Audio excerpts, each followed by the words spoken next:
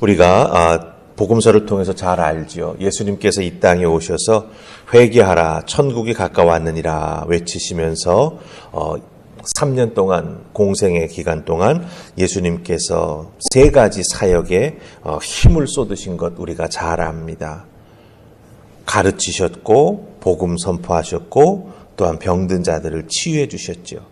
이 세 가지 사역의 모습이 예수님의 그 마을을 다니실 때마다 때로는 사람들과 길거리에서 만났을 때마다 이와 같은 세 가지 예수님의 사역의 모습이 그대로 드러나는 것을 우리가 보게 됩니다.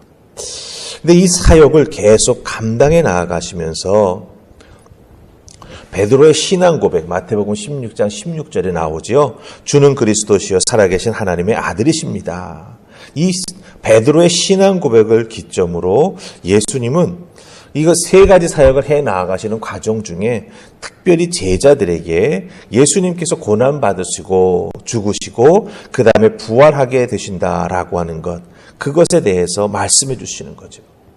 이 말씀해 주시는 의도가 무엇입니까? 예수님의 메시아 되심, 그리고 메시아로서 예수님께서 이 땅에서 맡으신 사명이 있다라고 하는 것을 계속해서 보여주고 계시다라고 하는 것입니다.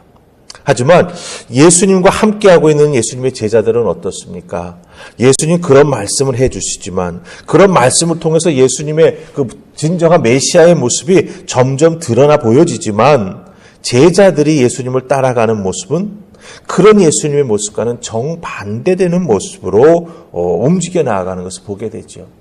천국에서 누가 큰 자가 되느냐, 그 큰 자의 자리를 놓고 제자들끼리 티격태격하기도 하고 때로는 질문하기도 하면서 예수님의 모습과는 반대되는 모습을 예수님의 제자들이 많이 보여준다라고 하는 것입니다.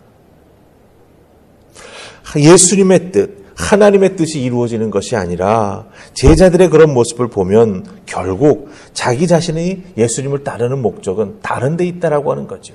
뭔가 높아지려고 하고 자기가 꿈꾸는 것을 이루기를 원하고 사람들로부터 우러러 보임을 받는 그런 위치에 오르는 것, 그게 바로 예수님을 따르는 제자들의 마음속에 자리 잡고 있었던 것을 우리가 보게 된다라고 하는 것이죠.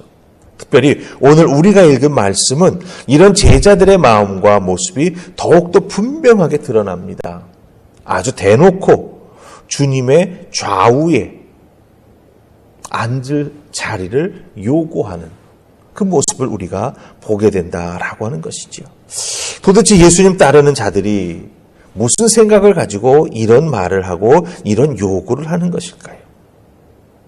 그런 예수님의 제자들의 모습을 보면서 우리들도 신앙생활을 한다, 교회에 나온다, 때로는 주님만 닮기 원한다라고 찬송하며 간절한 마음으로 기도도 하는데 가끔 우리들의 신앙생활 속에 나타나는 모습을 보면은 사실 하나님, 주님, 교회 이런 것보다도 내가 성공하고 내가 복받고 또 내가 신앙적으로 최종적으로 목적하는 바 나의 어떤 높아짐을 계속 추구하기 위해서 신앙생활에 나아가는 모습이 정말 강하게 드러날 때가 많이 있다라고 하는 것이죠. 이런 부분에 대해서 우리 예수님은 어떻게 말씀해 주실까? 오늘 우리가 읽었던 말씀 속에 예수님의 말씀이 담겨져 있습니다. 그 예수님의 말씀을 통해서 정말 예수님 믿는다라고 하는 것, 예수님을 믿고 따른다라고 하는 것의 진정한 모습은 어떤 것이 되어야 하는가 우리 함께 살피시면서 은혜 나누기 원합니다. 자, 우리 함께 살필 말씀은 20장 20절로 21절 말씀 보십시다. 20절 21절입니다. 우리 같이 읽습니다. 시작. 그때에 세베대의 아들의 어머니가 그 아들들을 데리고 예수께 와서 절하며 무엇을 구하니 예수께서 이르시되 무엇을 원하느냐 이르되 나의 이 두 아들을 주의 나라에서 하나는 주의 우편에 하나는 주의 좌편에 앉게 명하소서. 아멘. 세베대의 두 아들의 어머니가 왔습니다. 여기서 세베대의 두 아들은 누굽니까? 바로 야고보와 요한입니다. 그리고 지금 여기에는 어머니의 이름이 나오지 않지만 성경에 보면은 이 야고보와 요한의 어머니의 이름은 살로메다 이렇게 말하는 것을 보게 되지요. 예수님께 살로메가 예수님을 따라다니고 있던 두 아들을 직접 직접 데리고 나와서 이 두 아들을 천국에서 가장 영광스러운 자리에 앉게 해달라고 간청합니다. 특별히 20절 우리가 읽었던 말씀 제일 끝부분에 보면 무엇을 구하니 이렇게 되어 있습니다. 그렇죠? 구하니. 이 구하니라고 하는 표현은 복 얻기를 바라는 마음을 담아서 정말 아주 그냥 달라고 매달리는 겁니다. 네. 좀 뭐라고 표현하면 좋을까? 외모 속으로 드러나는 것은 좀 비열할 정도로 그냥 막 예수님 앞에 매달려가지고 내 두 아들을 이 천국의 가장 영광스러운 자리에 앉게 해달라고 엄마로서 아들들을 대신해서 막 예수님께 빌고 매달리는 그런 태도가 이 구하니라고 하는 단어 속에 담겨져 있다라고 하는 것이죠. 그러니까 지금 제일 이 어머니의 마음속에 원하는 것, 그리고 이 두 아들이 가장 바라고 있는 것은 무엇이냐? 천국 제1의 자리에 오르는 거예요. 여러분 생각해 보십시다. 예수님은 십자가의 죽으심을 말씀하고 계십니다. 예루살렘에 입성하게 되면은 그때부터는 정말로 심한 고난을 당하게 되고 사람들로부터 업신여김을 받게 되고 결국은 십자가의 죽음으로 이어지게 되는 정말 하나님이 준비하신 메시아의 길을 걸어가야 된다라고 하는 것을 말씀해 주고 계시는데 그 말씀이 끝나자마자 이 두 아들의 어머니가 야고보와 요한을 거느리고 예수님 앞에 나타나서 내 아들들이 천국에서 가장 높은 자리에 오르기를 원합니다. 이렇게 말하고 있다라고 하는 거예요. 결국 여기서 우리가 보여지는 것은 무엇입니까? 바로 내 생각, 내 욕망, 내 문제가 예수님 따라다니는 동안 다 해결돼야 된다. 그것이 충족되어야만 내가 끝까지 예수님 따르겠다. 이런 모습, 이런 태도가 여기에서 읽히고 있다라고 하는 겁니다.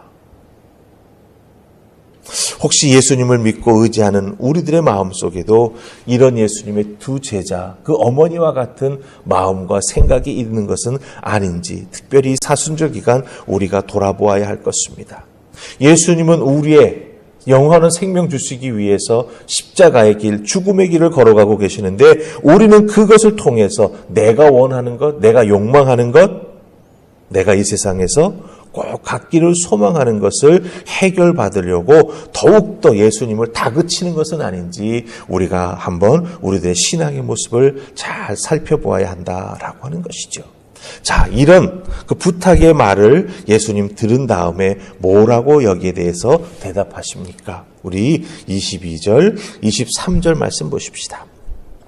22절, 23절 같이 읽습니다. 시작. 예수께서 대답하여 이르시되 너희는 너희가 구하는 것을 알지 못하는도다. 내가 마시려는 잔을 너희가 마실 수 있느냐? 그들이 말하되 할 수 있나이다.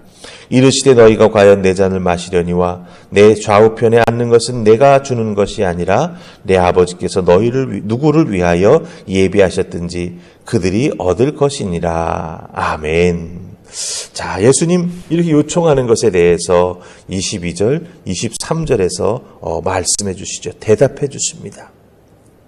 내가 마시려는 잔을 너희가 마실 수 있느냐? 듣자마자 할 수 있습니다라고 말하지요. 아직 예수님이 마실 잔이 무엇인지 실체를 보지 못했기 때문에, 눈으로 보지 못했기 때문에, 그렇죠? 그 살벌한 자리에 그들이 직접 예수님과 함께 옆에 끌려 나아가 꿇어 앉아 있지 않기에 할 수 있다고 말합니다. 마실 수 있다고 자신 있게 대답하는 것을 보게 되지요. 직접 보지 못했고 몸으로 고통당해 보지 못했으니까 할 수 있다고 자신 있게 대답합니다. 하지만 우리는 성경을 통해서 알지요. 막상 예수님께서 마시는 그 잔, 그 고난의 자리에 예수님 나아가셨을 때 제자들은 어떠했습니까? 마시겠다고 대답했던 그 제자들은 거기에 없었습니다. 도망갔고 또한 부인하고 모른다고 했습니다. 예수님은 마태복음 16장 24절에서 이렇게 말씀하셨습니다. 누구든지 나를 따르려거든 자기를 부인하고 자기 십자가를 지고 나를 따를 것이니라 말씀하셨습니다. 마태복음 6장 23절에서는 너희는 먼저 그의 나라와 그의 의를 구하라고 말씀하셨습니다. 그리하면 이 모든 것, 즉 이 땅에서 살아가는 데 필요한 모든 것들을 우리에게 더하여 주시겠다라고 말씀하셨어요. 그런데 먼저 주님을 따라 나아가는 것, 나를 부인하고 주님께서 마실 그 잔을 마시기 위해서 믿음으로 준비하며 따라 나아가는 그런 모습은 없고, 오히려 우리가 원하는 것, 예수님의 제자들이 원하는 것, 결국 무엇을 원하는 것입니까? 내 것. 고난보다는 영광을 원하는 그런 모습을 우리가 여기서 발견하게 된다라고 하는 것이죠. 여러분, 믿음이라고 하는 것은 무엇일까요? 예수님을 믿는 믿음은 축복이라고 하는 달콤한 열매만 따먹는 게 아닙니다. 예수님을 믿는 믿음은 예수님의 부활의 영광, 죽음의 권세를 이기신 생명의 능력에 동참하는 그런 과정인데, 그 과정을 한 걸음 한 걸음 우리가 예수님과 동행해 나아가면서 예수님을 닮는 섬김과 희생을 우리가 먼저 몸으로 실천하는 그런 모습이 있어야 정말 부활의 영광과 그 은혜와 능력을 우리가 함께 누리게 된다라고 하는 것이죠. 중간의 것은 다 빼버리고 마지막 달콤한 열매만 먹는 것, 그게 믿음이 아니라고 하는 것입니다. 선 동참 후 축복, 그게 바로 그리스도께서 우리에게 보여주시고 우리에게 따르라 말씀하시는 믿음의 길이 된다라고 하는 것이죠. 예수 그리스도의 고난에 동참하지 않으면서 영광만 누리겠다라고 하는 것, 사실은 아무것도 얻지 못하는 안타까운 믿음이 된다라고 하는 것입니다. 그렇다고 한다면 어떻게 정말 예수님을 따르는 진정한 믿음의 사람이 될 수 있겠는가? 여러분들, 어렵지만 삶의 목적을 바꾸면 됩니다. 삶의 목적을 바꾸면 살아가는 태도와 방식이 바뀌게 되어 있습니다. 삶의 목적을 바꾼다라고 하는 것, 즉 영광만, 축복만 추구하는 내가 아니라 정말 예수님 잘 믿고 예수님 닮아가는, 예수님 따라가는, 예수님의 삶에 동참하는 내가 되기를 원합니다라고 하는 우리들의 신앙의 목적, 삶의 목적을 세우며 나아가게 되면 이 땅에서 살아가는 우리들의 태도와 삶의 방식이 바뀌게 되는 거죠. 고난이 다가와도 이 고난 이기고 나아가면 내가 주님의 모습 조금 더 닮아가는구나. 우리 주님 얼마나 기뻐하실까. 그런 믿음, 그런 마음으로 우리가 살아가게 된다면 분명 이 땅에서 살아가는 우리들의 모습이 바뀌게 되는 거지요. 그런 모습 보시고 우리 주님 기뻐하십니다. 우리 주님 기뻐하실 때 우리들의 삶을 어떻게 하실까요? 그냥 고난 속에 계속 지내면 나가도록 그렇게 놔두시지 않습니다. 이겨나아갈 수 있도록 붙잡아 주시고, 궁극적으로는 우리에게 이 세상 사람들이 정말 부러워하고 또한 믿음의 사람들이 함께 기뻐할 수 있는 귀한 은혜와 축복을 허락해 주신다라고 하는 것 꼭 기억하시고, 여러분의 삶의 목적, 제자들의 모습이 아닌 주님께서 원하시는 아름다운 모습으로 바꾸시면서 태도와 방식도 거기에 합당하게 살아가게 될 때 우리 주님께서 착하고 충성된 종이라 말씀해 주시며 또한 우리에게 하늘의 은혜와 복을 더하여 주실 줄 믿습니다. 꼭 우리 오늘 말씀 기억하시면서 여러분의 삶의 목적 바꾸시고 살아가는 태도와 그 모습도 바꾸어 가실 때 우리 주님께서 여러분과 동행하시면서 큰 은혜 허락해 주실 줄 믿습니다. 오늘도 그 은혜 가운데 살아가시기를 주님의 이름으로 축복합니다. 아멘. 우리 기도하십시다. 좋으신 하나님 감사합니다. 오늘 이 새벽 저희들에게 귀한 말씀 허락해 주시니 감사합니다. 예수님 방금 내가 어떻게 고난당하고 어떻게 죽을 것이다 말씀하셨는데 그 말씀 끝나기가 무섭게 천국에서 가장 귀하고 높은 자리에 나를 앉혀주십시오. 이렇게 말하는 제자들의 모습을 봅니다. 그 제자들의 모습 속에서 우리들의 모습이 비치고 있음을 발견합니다. 하나님 낮아지게 하시고 특별히 이 사순절 기간 동안 예수 그리스도의 고난, 그 고난이 나와 어떤 믿음의 관계가 있는지 다시 한번 깊이 돌아보며 내가 높아지려고만 한 것은 아닌지, 내가 세상에서 누리는 그 부귀영화가 하나님 주시는 복이라고 생각하고 믿고 여기까지 왔던 것은 아닌지 다시 한번 돌아보게 하시고 믿음 바로 세워 우리 하나님께 영광 돌리는 아름다운 주의 백성들 될 수 있도록 은혜를 더하여 주시옵소서.